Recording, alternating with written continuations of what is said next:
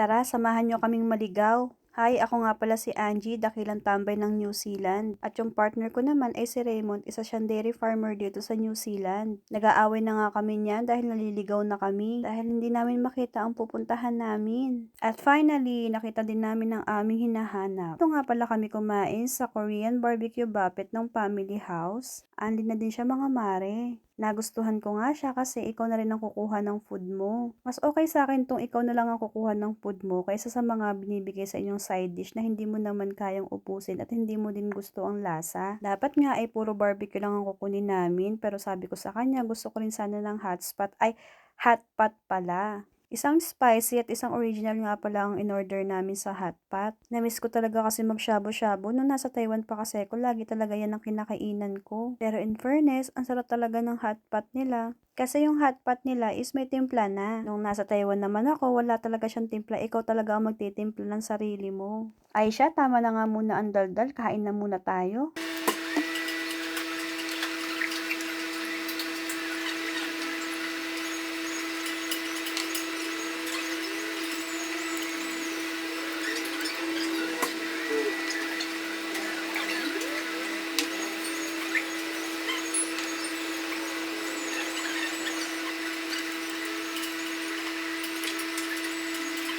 At eto na nga ang ganap namin after namin kumain. Nakita nyo naman tahimik na yung kasama ko kasi busog na siya. Sobra ba naman dami namin kinain ngayon ay natatain na siya. Biruin nyo guys, yung panglimahang taong soup, ayan naubos namin dalawa. Kaya kailangan na namin umuwi dahil natatain na tong kasama ko. Thank you for watching mga mare. See you on my next video. Bye bye!